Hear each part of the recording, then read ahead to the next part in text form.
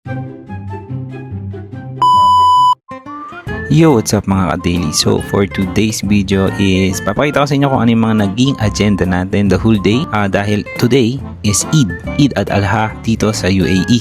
So, napakaraming tao ang nakalive at nagsispend ng time with their families. Ngayong panahon ng Eid, ipinagdiriwang ng mga Muslim sa buong mundo ang tinatawag na Festival of Sacrifice o Pistahang Sakripisyo. Ginagawa ito bilang alaala ng matinding pananampalataya ni Propeta Ibrahim na naging handa sundin ang utos ng Diyos. Bukod sa selebrasyon, mahalaga rin ang mensahe ng Eid al-Adha, pananampalataya, pagtulong sa kapwa at pagkakaisa ng pamilya at komunidad.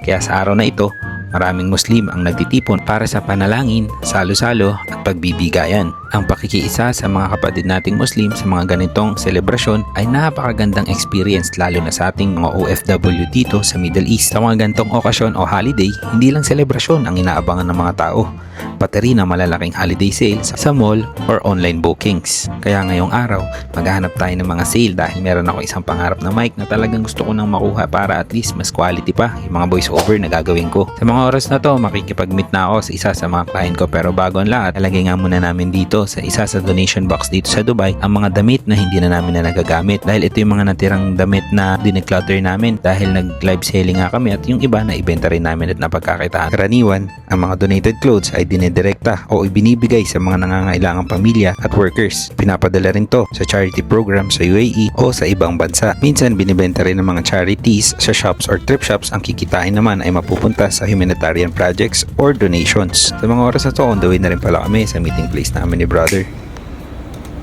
Hanapin natin si Luis.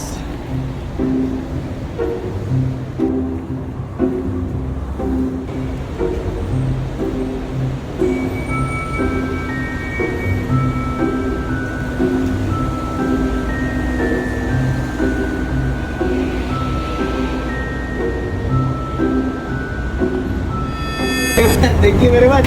Thank you, sir. Yun. Labas ko muna. O, hindi ka natin yung epektos. At nakapag-meet up na nga kami ni Sir Brian. Maraming salamat nga pala kay Sir dahil napakabait at napakaintindihin dahil nga sa hirap din makahanap ng parking dahil sa celebration ng Eid. Yan, bumili na ako ng mic para at least mas maayos yung maririnig, di ba?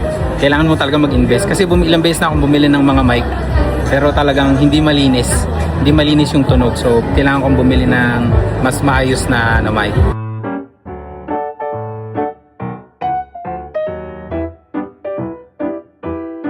Okay.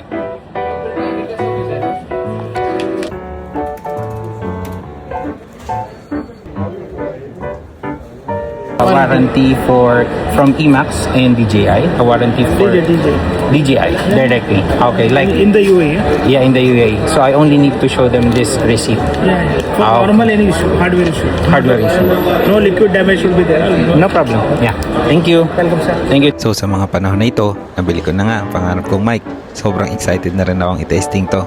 Pero syempre, gagawa natin ng panibagong video ang pag-unboxing at pag-testing natin para sa mas maganda pang contents. Kaya kita-kits sa part 2. Maraming salamat sa panonood. Like, follow, and share. Bye!